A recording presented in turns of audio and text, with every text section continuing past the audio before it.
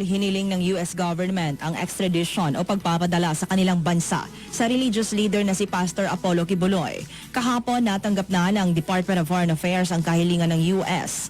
Nahaharap si Kibuloy sa Estados Unidos sa mga kasong sex trafficking at racketeering.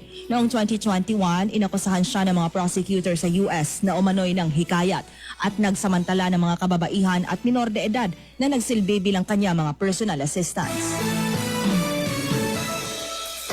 Bumaliktad at umatras na sa kanilang mga naunang aligasyon ang 4 na lalaking dating Marines at miyembro ng security ni dating Ako Bicol Party List Representative Zaldi Co.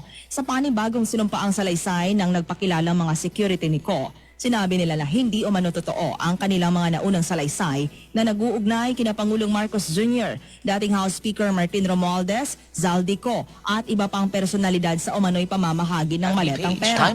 Anila, pumirma sila noon sa joint affidavit dahil sa pangakong pinansyal na tulong at seguridad para sa kanilang mga pamilya.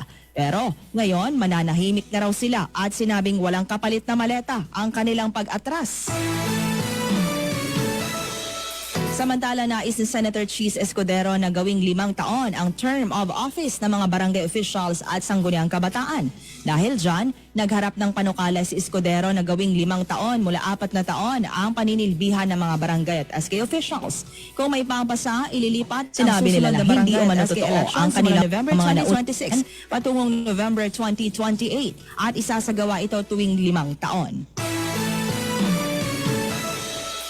Nais naman ang isang grupo ng health advocates na imbestigahan ng ombudsman si Acting Health Secretary Jose Pujalte Jr. dahil sa umano'y pagpigil sa procurement ng tuberculosis o TB medicines at medical supplies para sa 2026. Hiniling din ng mga ito na isailalim ang bagong talagang kalihim sa preventive suspension.